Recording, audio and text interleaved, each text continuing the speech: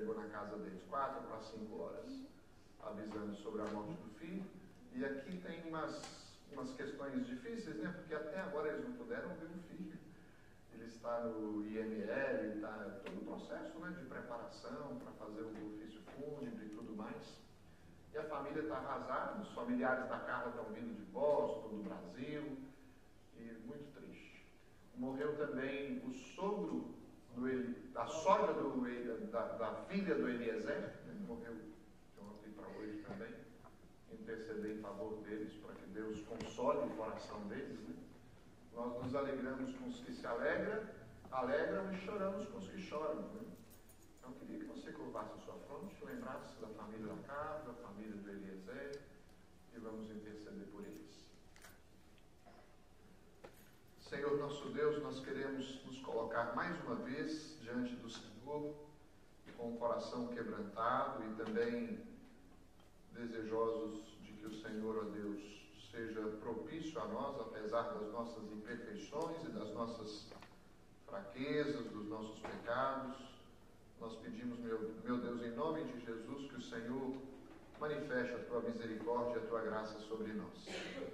Queremos, ó Deus, interceder em favor da Carla e da sua família, dos seus familiares, do Evandro, do seu irmão, que perdeu o filho nessa noite passada, e o quanto é doloroso, ó Deus, os pais enterrarem os filhos, e nós pedimos que o Senhor seja com eles, trazendo conforto,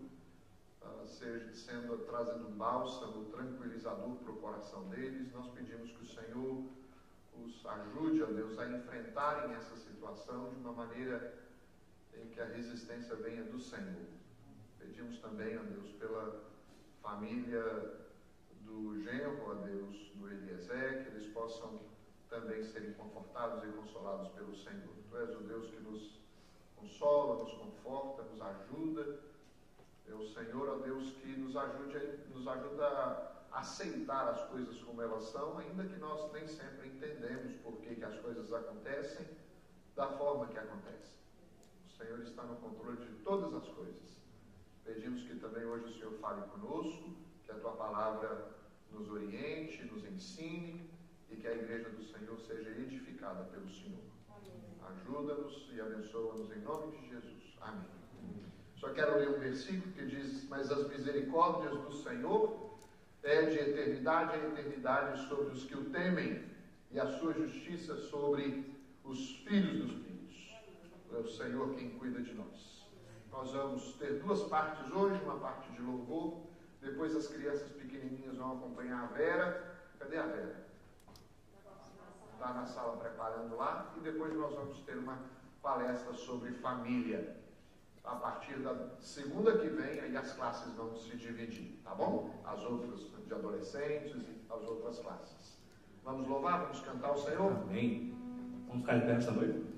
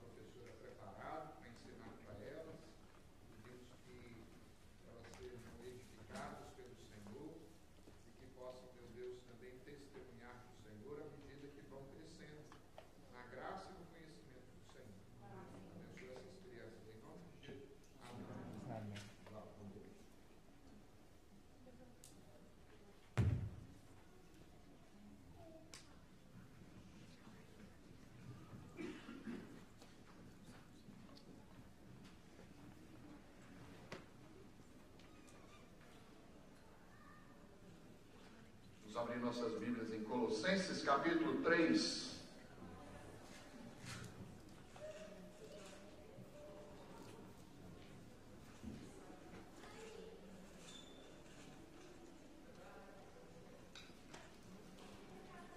Quando nós pregamos uma série de mensagens na carta aos Colossenses, nós deixamos essa parte dos versículos 18 ao 21 para compartilharmos com vocês hoje. Queria pedir o Marquinhos ou o Lucas, eu não sei, Marquinhos, se é possível fazer com que essa projeção saia lá naquela tela também, tem jeito ou não? Depois você dá uma olhadinha com o Lucas, ver se consegue. Se não conseguir, não tem problema. Eu vou botar um olho para lá, eu vou mudar aqui. Muito bem. Que bênção, queridos, que vocês vieram, graças a Deus. Vamos orar para que seja daqui para melhor, né? Esse grupo aumentar e não diminuir cada segunda-feira aqui, em nome de Jesus. Olha só, verso 18 de Colossenses capítulo 3. Esposas, sede submissas ao próprio marido, como convém no Senhor. Maridos, amai vossa esposa e não a trateis com amargura. Filhos, em tudo obedecei a vossos pais, pois fazê-lo é grato diante do Senhor. Pais, não irriteis os vossos filhos para que não fiquem desanimados. Muito bem. Meus irmãos, eu quero iniciar só lendo uma pequena postagem que eu vi hoje, que eu li hoje uma postagem no Facebook, e por estar, obviamente, meditando sobre família, né, me preparando para estar aqui com vocês hoje, e eu achei interessante só para vocês observarem o tempo em que nós vivemos e as lutas que nós enfrentamos no que diz respeito à família. Olha só, a postagem é assim: um seminário promovido pelo SESC São Paulo e a editora Boitempo, chamado Democracia em Colapso, promoveu um debate com os temas família, religião e política, em que um ativista gay admite que o movimento, ou seja, o movimento gay, tem como objetivo, ele quer destruir, sim, a família. Olha só o tempo que a gente vive. É claro que, pensando na perspectiva de Deus e do Evangelho, aqueles que se voltarem para o Senhor e para as Escrituras vão entender que não conseguirão destruir as coisas que Deus preserva e as coisas que Deus sustenta. Nós precisamos confiar no Senhor e não nas ameaças que hoje tem havido contra a família, contra as pessoas e contra as igrejas e contra a religião. Falar sobre família, talvez principalmente ao ler esses versículos, você pode estar pensando assim: eu já ouvi tantas vezes, pastor. Mas é importante nós relembrarmos a ordem que a Bíblia estabelece para a família, porque família é importante, a sua família é importante. A sua família é projeto de Deus. Deus se importa com as famílias. Deus se importa com a instituição familiar. Deus se importa com a organização familiar. Deus se importa com filhos, com maridos e com esposas. Foi Deus quem criou isso. E nós vamos compartilhar com vocês algumas coisas voltadas para esse tema. Muito bem. Não conseguiu não, né, filho? Mas eu vou, enquanto ele vai projetar lá, só a título de introdução, destacar algumas coisas aqui com vocês. Primeiro, o principal propósito de uma família não deveria ser buscar a felicidade familiar em primeiro lugar. Porque normalmente a gente luta para uma família estável, para a gente se encontrar, para nós nos encontrarmos felizes. Eu quero ser feliz no meu lar. Eu, como marido, quero ser feliz com a minha esposa. Minha esposa quer ser feliz com o marido. Os filhos, quero que os meus filhos sejam filhos estáveis, saudáveis em todos os aspectos. Assim, eu vou ser feliz dentro do meu lar. Claro que essa é uma parte. Eu e você queremos ter famílias felizes. Mas o propósito principal de uma família deve ser buscar a glória de Cristo. Não é a felicidade o alvo principal. O alvo principal é Cristo. Quando nós expomos o tema Minha Família para Cristo, a ideia com base no livro de Colossenses. É a partir de Cristo que nós encontramos a estabilidade em todas as áreas da nossa vida. O apóstolo Paulo escreveu aos Colossenses e estava trazendo ordem em várias áreas da vida dos cristãos, da vida da igreja. E ele especifica a vida familiar e traz uma ordem. E relembra esta ordem juntamente com os Colossenses. E ele sempre destaca que é para Cristo, é por causa de Cristo, é em Cristo. A supremacia de Cristo deve ser refletida sobre a vida, sobre as famílias. Segunda coisa, é possível ser uma família feliz quando cremos que Cristo é o centro de tudo. A ordem não é inversa, a ordem é essa: primeiro Cristo. Se não houver a centralidade de Cristo na sua família, as coisas que nós buscarmos para satisfação pessoal, elas não vão encontrar êxito. Consequentemente, se Cristo está no centro, se nós buscamos em primeiro lugar a glória de Cristo, se nós vivemos para Cristo, nós sabemos que Cristo, com sua graça e misericórdia, nos alcança e Ele derrama sobre nós as suas bênçãos, e as bênçãos de Deus traz sobre nós alegria e contentamento. Outra coisa, antes de pensar no princípio do amor e da submissão na família, é preciso entender o princípio do amor e da submissão a quem? A Cristo. Os textos que nós abordamos sobre família sempre falam em destaque: mulheres, sede submissas aos vossos maridos, maridos, amai as vossas mulheres. São princípios estabelecidos por Deus. Mas nós vamos ver que primeiro nós precisamos estar submissos a Cristo, ao Evangelho de Cristo, à direção de Cristo, ao ensinamento de Cristo. Sim. Deixa eu ver se eu passo aqui com vocês só para nós adiantarmos. Não está? Mudou? Mas eu acho que ele mudou lá.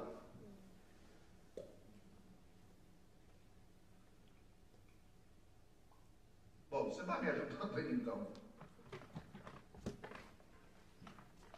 Olha só. Uma vez que nós estamos em Cristo, buscamos a Cristo. Olha, minha família, eu, meus filhos, meu esposo, minha esposa, nós vamos buscar a Cristo. Meu alvo é satisfazer a Cristo, é viver para a glória de Cristo. Quais as coisas que acontecem na nossa vida se nós estamos em Cristo? E nós já aprendemos essas coisas. Primeiro, somos resgatados, temos uma nova vida. As coisas que são difíceis para nós obedecermos nas Escrituras, elas são difíceis quando nós não as considerarmos a partir da realidade espiritual. Só podem entender as coisas espirituais quem teve uma transformação espiritual. Somos transformados, os nossos valores são transformados, nossos princípios são transformados, o nosso comportamento é transformado. Se alguém está em Cristo, é nova criatura. As coisas antigas já passaram e eis que se fizeram novas. Outra coisa, olha só, meus irmãos, vivemos em uma época em que se agravam as crises nos lares. A solução não é uma reformulação de princípios, mas a aplicação do que a Bíblia nos ensina. Mesmo que a sociedade seja contra, nós precisamos ser fiéis à palavra. Porque tem muita gente dizendo: a gente precisa repensar a família, precisa incluir na família coisas que não eram incluídas, precisamos retirar do conceito familiar significados que estão já ultrapassados, né? E quantas coisas a gente está aí enfrentando? Acabei de ler para vocês uma postagem. O movimento feminista, ele luta contra a divisão que existe nas funções dentro do lar. Esta ideologia de gênero é um combate sério contra as famílias. As questões de homossexualismo, de lesbianismo, são afrontas diretas ao que a palavra de Deus nos ensina. A carta aos Colossenses ofende muita gente na cultura moderna, como ofendeu na cultura antiga. O cristianismo está contra a cultura, porque a cultura vai se moldando aos interesses particulares da sociedade. O mundo vai se globalizando, cada um tem um pensamento, uma vertente, uma direção, que é uma coisa, que é outra. Então eles vão moldando os significados das coisas a partir do que eles interessam. eles querem. Mas a Bíblia não muda, irmãos. A Bíblia, ela valeu para as gerações do passado, está valendo para hoje e vai valer para sempre para gerações futuras. O que norteia a minha vida e a sua vida, principalmente no que diz respeito às nossas famílias, não são as mudanças da cultura ou as mudanças sociais e que o mundo está ensinando por aí. É o que a Bíblia nos ensina, é isso que nos norteia. Próximo slide. Olha só, em Cristo a minha vida funciona, a minha família funciona. Sem Cristo vai haver descontrole, vai haver disfuncionalidade. Em Cristo as coisas, elas se colocam no seu lugar. Quando nós lemos uma passagem como essa, quão difícil é a gente não entender, mas praticar de uma maneira desprovida de qualquer resistência da nossa parte essas coisas. Amar a esposa como Cristo ama a igreja, as esposas serem submissas aos seus maridos. Mas não é o que a Bíblia está dizendo? Em Cristo a minha família funciona porque os maridos amam, as esposas se submetem e os filhos obedecem. E no princípio, o que eu quero dizer é, o princípio não é difícil de ser entendido. Nós sabemos o que é o amor, nós sabemos o que significa submeter-se e também sabemos o significado da palavra obediência. A questão não é a compreensão do que essas coisas significam, é você aceitar e praticá-las. A dificuldade é colocar em prática os princípios e os ensinamentos. Veja bem, David Mark, um escritor evangélico, ele diz: iguais no ser, diferentes no fazer. Quem é superior diante de Deus dentro da família? Os filhos, o marido ou a esposa? Ninguém. Todos somos iguais. Todos receberam a mesma graça, experimentaram a mesma salvação e redenção, vão prestar conta diante de Deus, vão habitar o céu igualzinho. Todos nós pecamos, nós caímos em pecado e nós precisamos da misericórdia e da graça do Senhor.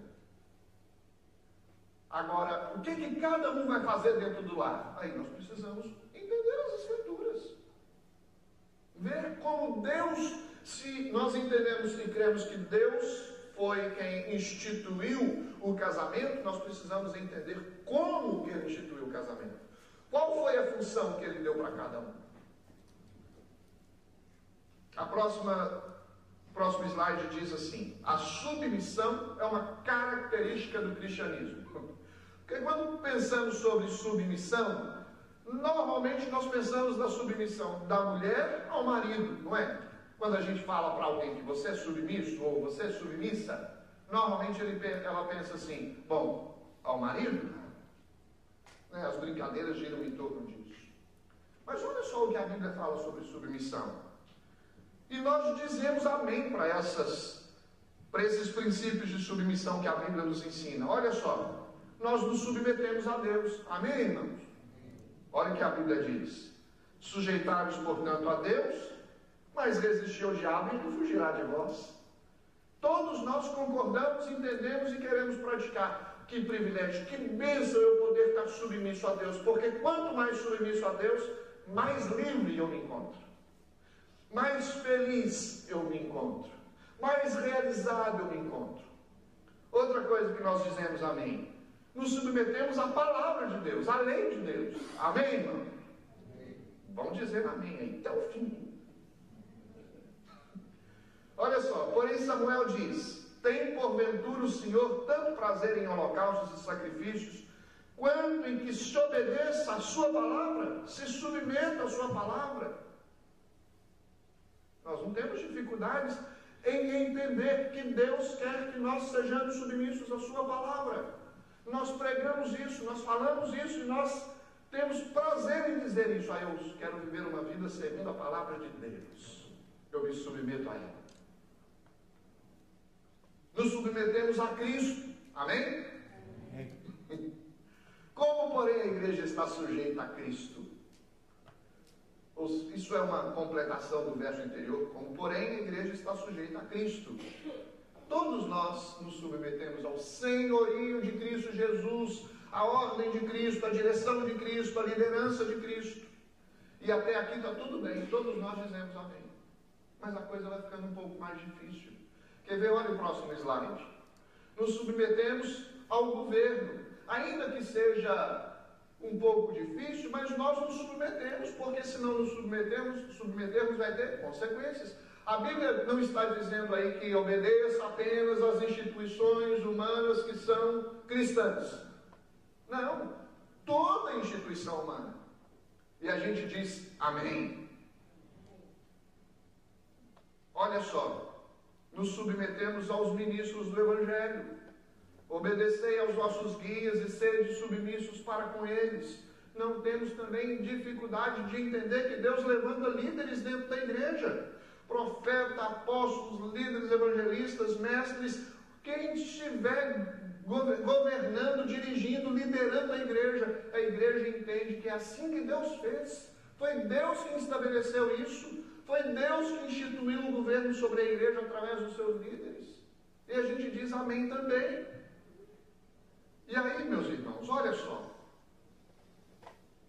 A Bíblia diz: obedecer aos vossos guias e sede submissos para com eles. E é com base neste princípio de submissão que a ordem da submissão dos servos para com seus senhores existe, dos filhos para com seus pais e das esposas para com seus esposos. O mesmo Deus que instituiu o princípio da submissão a Deus, a Cristo, à lei de Deus, ao governo, aos ministros do Evangelho, é o mesmo Deus que instituiu a submissão dos servos aos senhores, dos filhos aos pais, da esposa aos esposos. E aí o nosso amém fica muito inibido. A gente diz assim, amém, mas depende, né?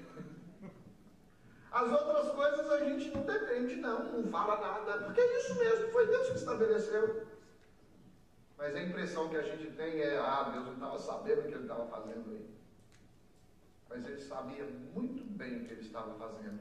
Sabe por quê? O princípio da submissão é para o seu bem, não é para o mal, não é para que você sofra, é para que você viva livre e em paz e seja feliz.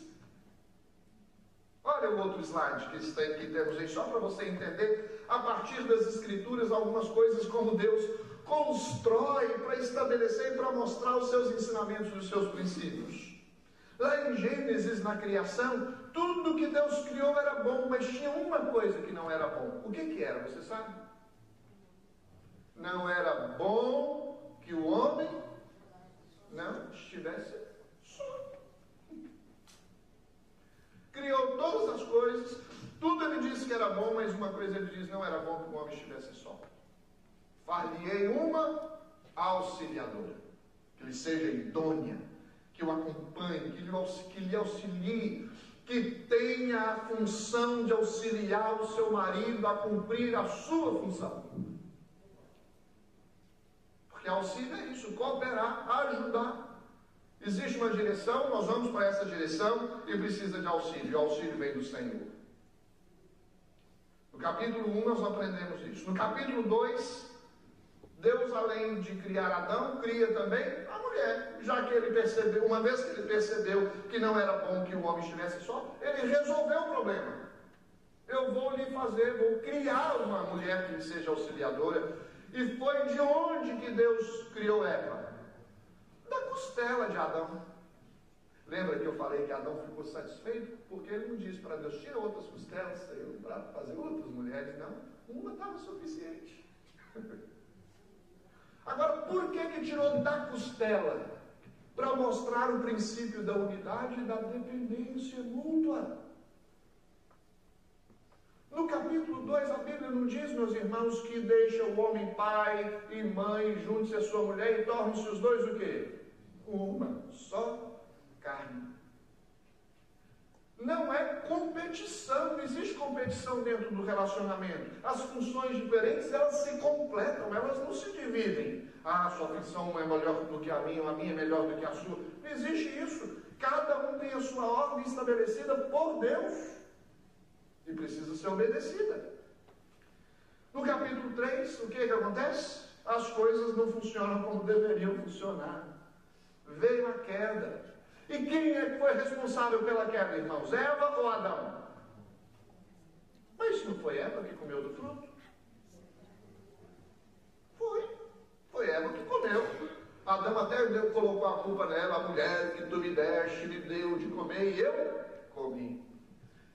Mas quando Deus veio acertar a conta com eles, ele procurou por quem? Por Adão. Por quê? Você tem ideia? Era o líder. Foi Deus quem criou Adão para ser o representante, para que sustentasse, para que ajudasse, para que auxiliasse. As coisas deveriam ser funcionadas a partir do que Deus estabeleceu. Adão tinha a responsabilidade de liderar, de proteger e providenciar as necessidades da esposa. Olha como isso é sério, meus irmãos. Adão falhou nisso. O que aconteceu? Tragédia. Sabe o que acontece quando eu e você, que somos homens, falhamos na nossa liderança do lar? Tragédia.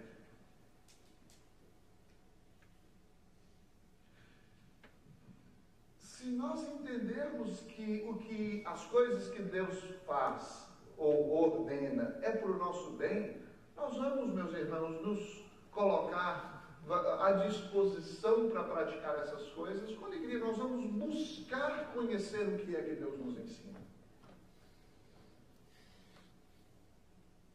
Até aqui está claro. Quem instituiu a ordem na família foi Deus. E não tem outra ordem, a ordem é essa. Maridos amam, esposas se submetem e filhos obedecem. E é em tudo. As mulheres se submetem em tudo. Os filhos obedecem em tudo. E o homem ama completamente. Sabe qual é o modelo para o amor do homem para com a esposa? É o amor de Cristo para com a igreja. Um amor que se dá, não que se requer, que se exige. Um amor que se entrega, não que toma. É um amor que, se preciso for, morre, se entrega, dá vida em favor do outro. Quando nós que somos homens entendermos que Deus nos chama para cuidarmos das nossas esposas antes de buscarmos nelas a nossa satisfação, as coisas vão ser diferentes. Só que por que a cultura, por que o evangelho, os princípios que Paulo ensinou aos Colossenses, era contra a cultura da época? Porque eles estavam com uma mentalidade grega e romana, onde as mulheres não valiam nada no conceito deles. Vou dar só um exemplo para vocês. Mulher não podia divorciar, homem podia divorciar quantas vezes quisesse. A mulher era uma propriedade, era uma possessão, é minha. E de uma certa forma a gente não tem um pouco dessa raiz? Você diz assim, a minha mulher. Se você quiser dizer a minha mulher só para diferenciar que não é a mulher do outro, tudo bem. Mas se você disser a minha mulher com um sentido ou com um espírito de possessão, está errado. Nós precisamos olhar para as Escrituras e nos submeter ao que a Bíblia nos ensina. Vamos compartilhar com vocês essas 4 coisas que a Bíblia coloca para nós aí em relação ao princípio da ordem familiar, minha família para Cristo. Primeiro, esposas cristãs se submetem. É o próximo slide. A submissão é uma ordem, não é uma opção. As ordens de Deus são sempre para o nosso bem. Deus não vai exigir nada de nós que não seja para o nosso bem. A submissão ao marido é fruto da submissão a Cristo. Olha aqui o que eu vou dizer, meus irmãos. Preste atenção. A mulher que não se submete ao marido também não se submete a Cristo. Porque quem foi que instituiu e estabeleceu o princípio da submissão? Cristo, foi o Senhor, foi Deus. Se nossa família para Cristo não obedece os princípios que Cristo estabelece, eu não estou vivendo o princípio de submissão. Aos homens, uma palavra: submissão não se exige, queridos. Se ore para que a mulher tenha a convicção dada por Deus de que deve decidir ser submissa. Cristo não exige submissão, ele ensina sobre o princípio da submissão. Ele não obriga, traz você amarrado e diz: agora sim você se submete. Não, os convites sinceros das Escrituras é: vinde a mim. Sempre é um convite suave, agradável. E o convite também para cada um de nós, dentro dessa formação familiar, segue a mesma realidade. Não pode ser uma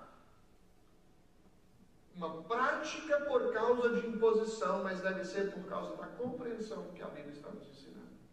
Quando se impõe, acabou. Eu te obrigo a ser submissa. Eu não sou, como que diz, a minha esposa não pode ser subjugada, obrigada. Olha, irmãos, é claro que aqui há um cenário ideal, não é verdade? E bem real, porque todos nós aqui praticamos isso sem problema nenhum, né? Nossas esposas e nós maridos e os nossos filhos, não tem nada que consertar nessas áreas. Mentira, todos nós temos, porque somos imperfeitos e precisamos melhorar. A submissão ao marido tem limites? Você acha sim ou não? Qual é o limite? Está lá, né? Toda vez que o marido exigir de você, mulher, alguma coisa que está contra as Escrituras, você cita esse texto ali para ela, de Atos 5, 29. Mas importa obedecer a Deus do que aos homens. Como é que você vai definir se o que se está se exigindo ou o que se está pedindo dentro da relação familiar é contrário ou a favor do que Deus nos ensina?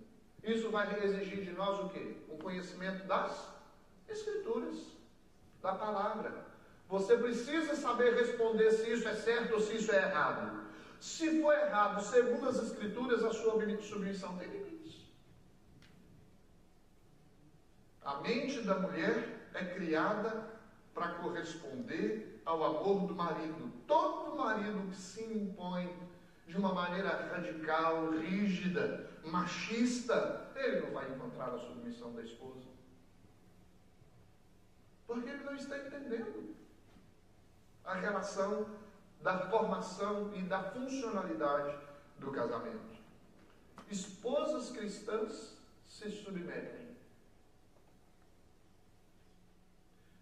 Responde só para você. Você é uma cristã? Agora responde a outra pergunta. Você é submissa? Eu vou repetir a frase anterior. A mulher que não se submete ao marido não se submete a Cristo. A mulher que se submete a Cristo, ela se submete ao marido. Esposas cristãs são submissas. É assim que Deus ensinou e é isso que a gente deve praticar. Maridos devem amar as esposas. Maridos cristãos amam. É o próximo slide. Olha só o verso de número 19. O verso 18 diz: esposas, sede submissas. O sede é um imperativo, é uma ordem aos vossos maridos, como convém no Senhor. Esse como convém no Senhor quer dizer, segundo o que Deus está te ensinando, segundo que os princípios do Senhor. Não é uma ideia humana, é uma ideia divina isso. Maridos, amai vossa esposa e não a trateis com amargura. O amor do marido também é uma ordem e não uma opção. Se de fato o marido ama a Cristo, ele amará a sua esposa. Lembra que eu disse que se a mulher não se submete ao marido, não se submete a Cristo? O princípio também se aplica à vida do homem. Se o homem não ama a Cristo, ele não ama a esposa. E se ele não ama a esposa, é porque ele não aprendeu a amar a Cristo.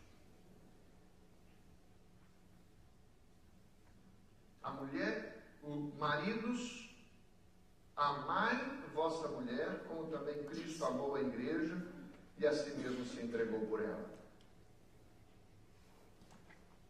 É interessante que o amor aí não é um amor familiar.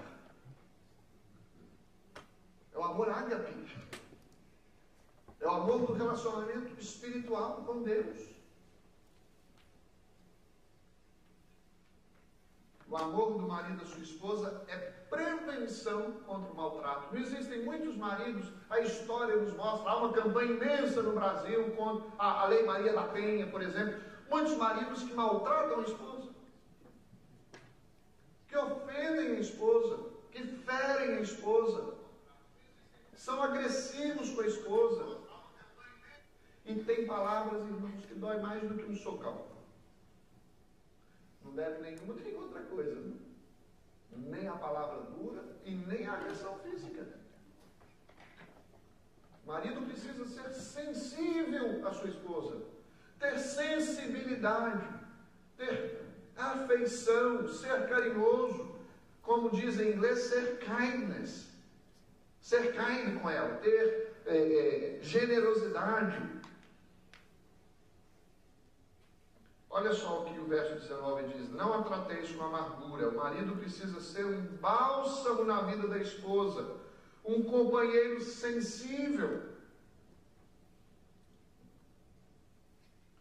A família é o lugar onde o homem é observado se ele está vivendo como um homem de Deus. Já pensou, queridos? Na família é o lugar onde o homem é observado se ele está vivendo como um homem de Deus.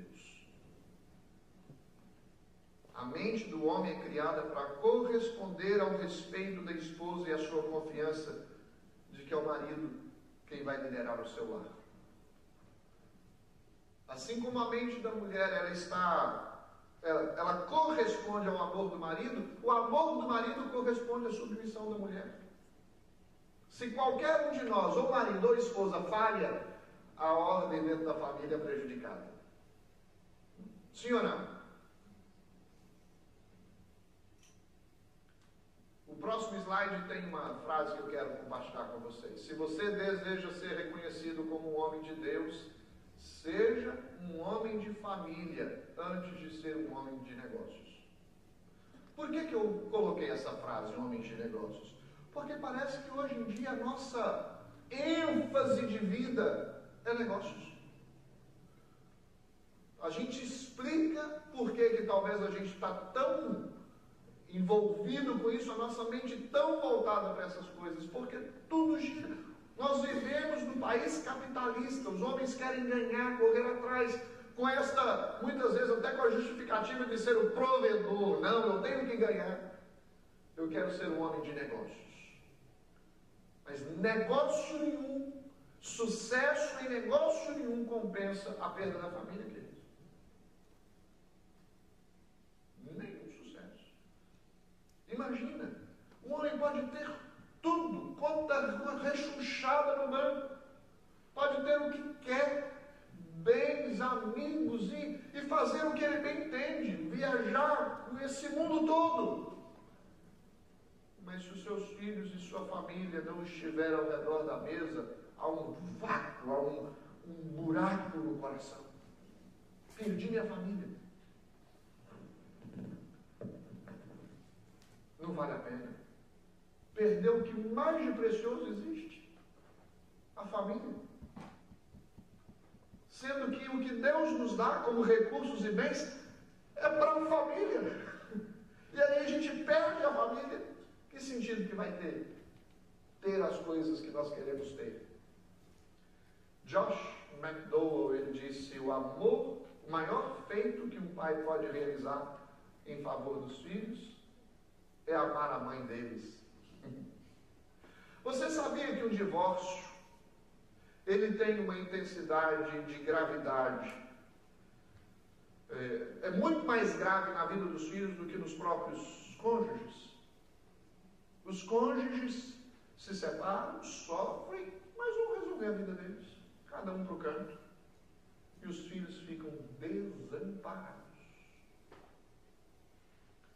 Eu estava aconselhando um casal em uma igreja alguns anos atrás.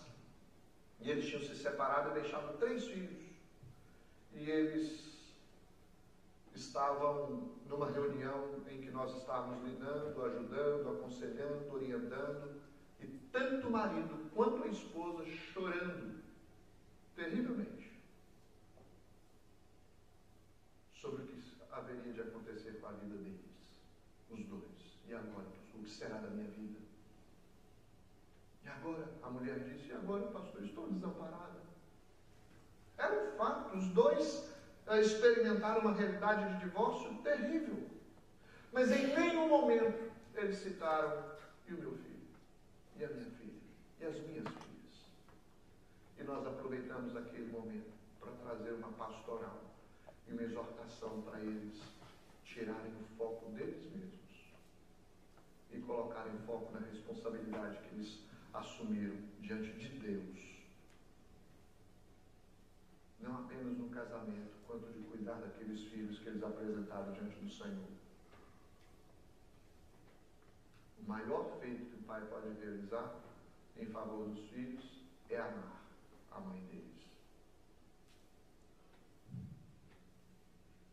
Esposas, esposas cristãs se submetem, maridos cristãos amam, e filhos cristãos, o que fazem? Obedecem. Verso 20, olha lá. Filhos, em tudo obedecei a vossos pais, pois fazê-lo é grato diante do Senhor. Submeter-se diante do Senhor, amar como Cristo amou a igreja, e os filhos obedecem porque isso é grato, é agradável ao Senhor.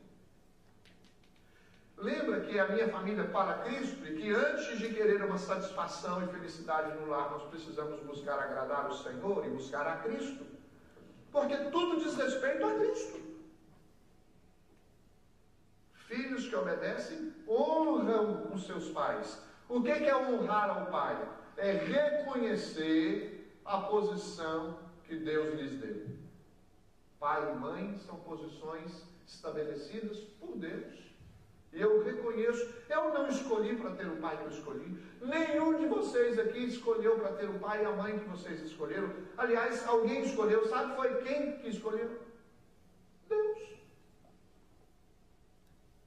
Honrem, filhos aqui, ó, lá atrás, olhem para mim, todos vocês.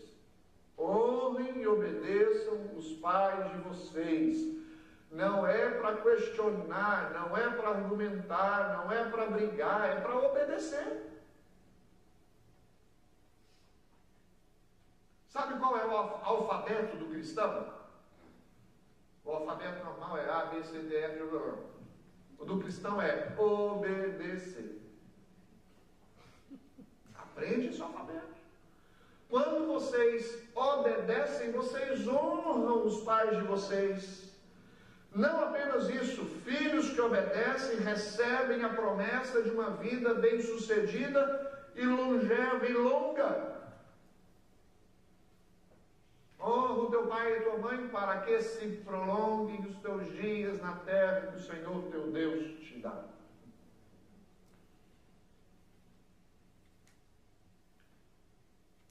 É preciso restituir a autoridade dos pais. Resistir à autoridade dos pais é resistir à autoridade de Deus. Vocês lembram? Não ser submisso ao esposo é não ser submisso a Cristo. Não amar a esposa é não amar a Cristo. Não obedecer os pais é não obedecer a Cristo. Porque todos esses princípios são estabelecidos por Deus. Meus irmãos, se fosse para eu e você escolher algumas coisas em relação à vida prática, ou até mesmo à vida cristã, talvez a gente faria algumas coisas diferentes do que a Bíblia está sugerindo. Mas deixa eu dizer uma coisa para você. Isso não é possível. Nós temos que nos sujeitar, nos submeter. E esta é a vontade de Deus para a vida de vocês, para a nossa vida. E a vontade de Deus, ela é ruim? Os princípios de Deus são ruins? Não. A vontade é boa, ela é perfeita e ela é agradável. Você acha, pensa comigo aqui, se eu e você fosse estabelecer alguns princípios para a constituição da família, Se nós fizéssemos diferente do que está na Bíblia, nós faríamos melhor do que Deus? Nós teríamos ideias melhores do que Deus? Organizaríamos as coisas melhor do que a Bíblia organizou?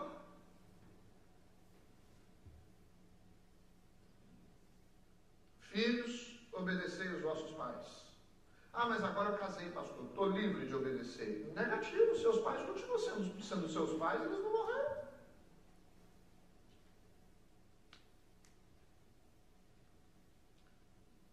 Em último lugar, pais, não irriteis os vossos filhos. O que significa irritar? O que Paulo está querendo ensinar aqui no verso de número 21? Pais, não irriteis os vossos filhos para que não fiquem desanimados. E uma coisa que desanima é quando realmente há uma irritação por causa da insistência e a dificuldade de argumentação. Vamos citar, não são só essas coisas, mas citar algumas coisas. Primeiro, nunca peça ao seu filho para fazer o que você não faz.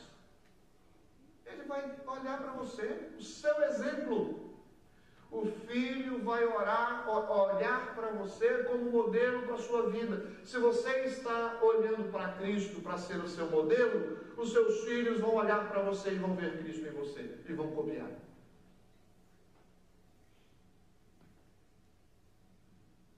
O pai entrou no elevador juntamente com seu filho e disse assim: meu filho, nunca fume, por favor, e coma cigarro no bolso. Já citei isso aqui para vocês. O pai chegou para o filho e falou assim: vê por onde anda, meu filho. E o filho virou para o pai e falou assim: veja o senhor, pai, eu vou seguir os seus passos. Não é sério isso, queridos? Pais, não irritei os vossos filhos. Não peça para eles fazerem o que você não dá exemplo. Cumpra o que você diz. E não é só no que diz respeito à disciplina, não. Vou te dar um couro quando chegar em casa. Se você prometeu, dá mesmo. Mas às vezes nós prometemos coisas que eles estão com expectativa de receber como encorajamento, incentivo, apoio, suporte. Ah, esse ano eu vou fazer isso, então estou com um plano para você, as coisas vão melhorar, e quando o papai puder melhorar um pouquinho, pode ficar tranquilo que as coisas vão ser diferentes. Passa-se o tempo e parece que as palavras somem. Cumpra o que você diz para os seus filhos, para você não irritá-los.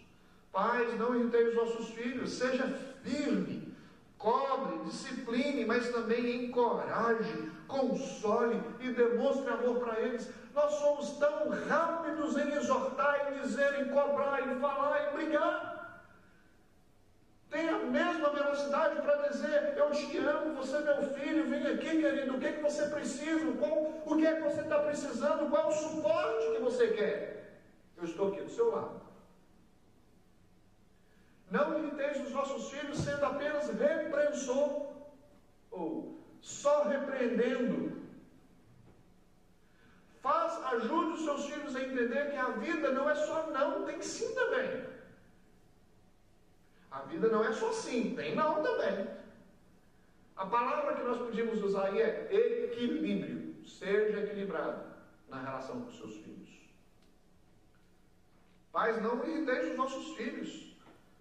Fale com eles o que eles precisam ouvir, mas ouçam o que os seus filhos precisam dizer. Já aconteceu comigo. Falo, os meus filhos começam a falar e eu digo: cala a boca!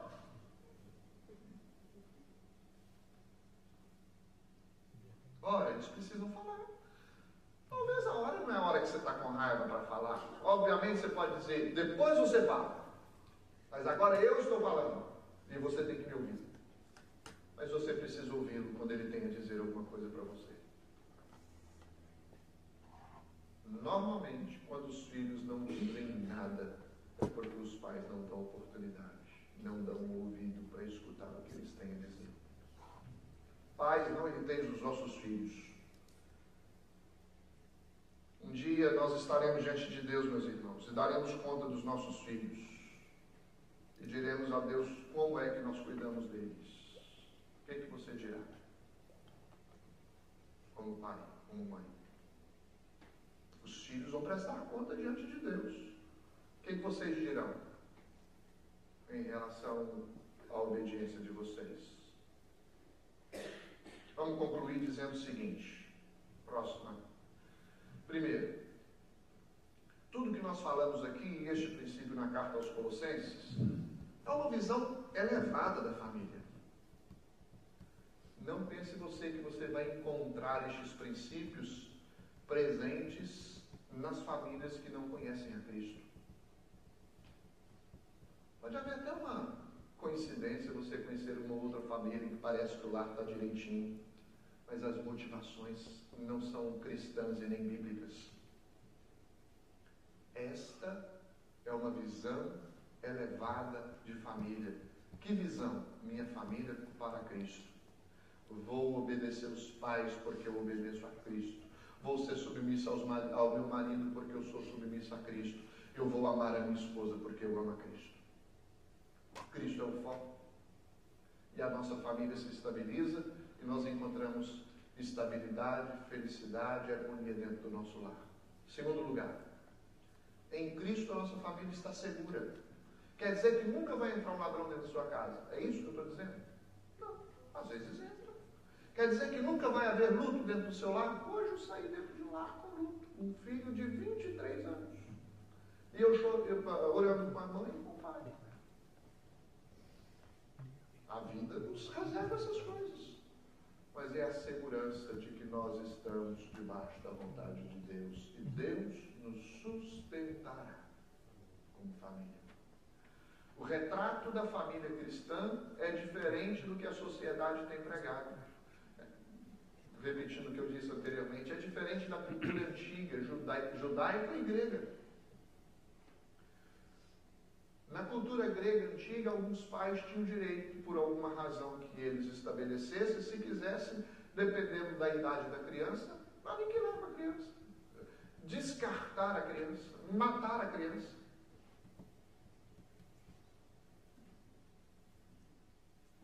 Se você entrar, isso é muito opressor, não recomendo nem ver, mas tinha um vídeo no Facebook de índios enterrando os seus filhos vivos e pisando com o pé na terra, assim, vivos.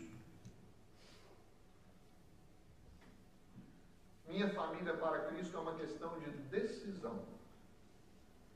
Decisão. Eu vou procurar ser obediente ao que a Bíblia tem me ensinado. Coloque o outro slide, Lucas, por favor. Observe sempre o princípio da autoridade. Essas autoridades quem estabeleceu foi o Senhor, não fui eu nem você, foi Deus. O princípio da submissão e o princípio da afeição são coisas que precisam estar presentes dentro do nosso lar. Paulo descreve em Colossenses o cenário ideal para a família cristã. E esta deve ser a meta para cada um de nós em nossos relacionamentos. Talvez você pode dizer assim, não cheguei ainda, pastor, no ideal, mas vamos melhorar? Vamos caminhar nessa direção? Amém? Marca o próximo slide. A pergunta que fazemos para nós mesmos é: e se a gente estiver errado até aqui, no nosso trato familiar? Os filhos desobedientes, maridos opressores, esposas insubmissas. Primeira coisa, peça perdão a Deus. Segundo, peça a Deus para lhe ajudar a perdoar quem lhe ofendeu. Terceiro, peça a Deus para lhe ajudar a perdoar os outros, que talvez lhe causaram dano e que trouxeram mal-estar dentro da sua família. Quarto, peça a Deus por cura no seu relacionamento. Que o Senhor nos ajude a viver como uma família completamente submissa a Cristo. Tem um versículo que eu quero ler com vocês, próximo slide, vamos ficar em pé.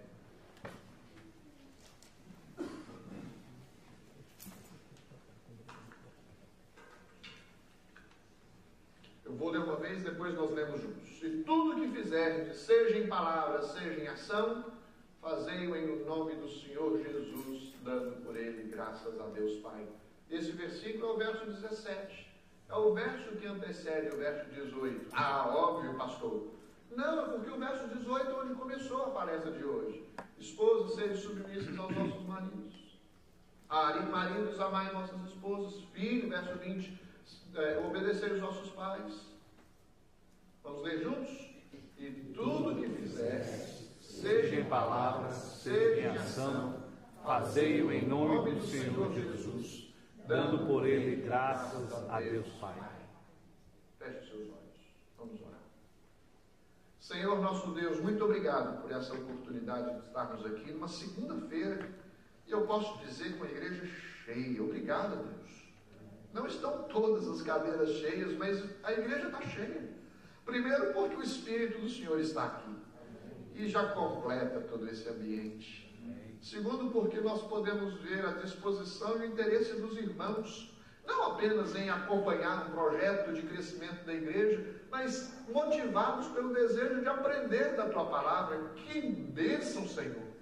Muitas igrejas que estão buscando crescimento e buscando viver uma vida que agrada ao Senhor, estão procurando ouvir o que o Senhor tem a dizer para a igreja.